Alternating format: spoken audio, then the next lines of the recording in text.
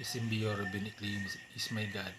Happy birthday no sa kaluha bro Rolando Suwan sa matampay bukid nun. Karon birthday man nimo ron. Kanang tanan niyo mga alipuris bro. Palihokan na po na kini mga tao nga sa lawayon kay sa tibok kalibutan.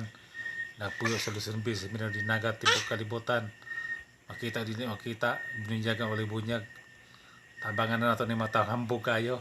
Kining grabe na ka mas tama sa itong Ginoong Diyos, Divine Master Being, Derek Senior, Master King of all Kings, Master Bimbore, Divine Grand Master, Madonna Universe, pangipuso na nato na sila. Kaya rin mabawas-bawasan ang tao ng kalibutan na. Ako mga lipores, ako naman gipaliho ka na yung mga lipores po, paliho ka na po na siya. Kaya tanawang tani mga tao nga, grabe ka, Steve Hambugero, kalabi na nasa Bible, nga, kuan, nagtuo sila nga Bible makaluwas nila.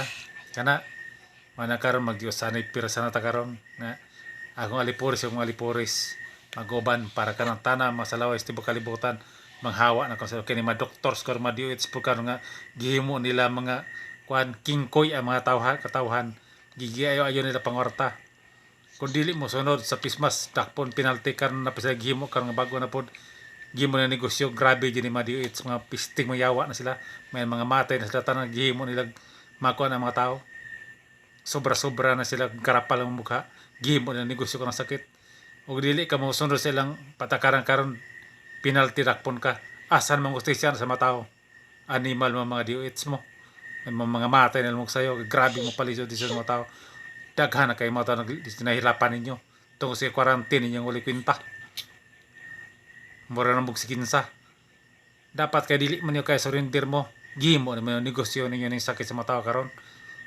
Pero sige lang, mga matay, ragi pumutanan. Goodbye na lang sa inyo, condolence sa inyo tanan.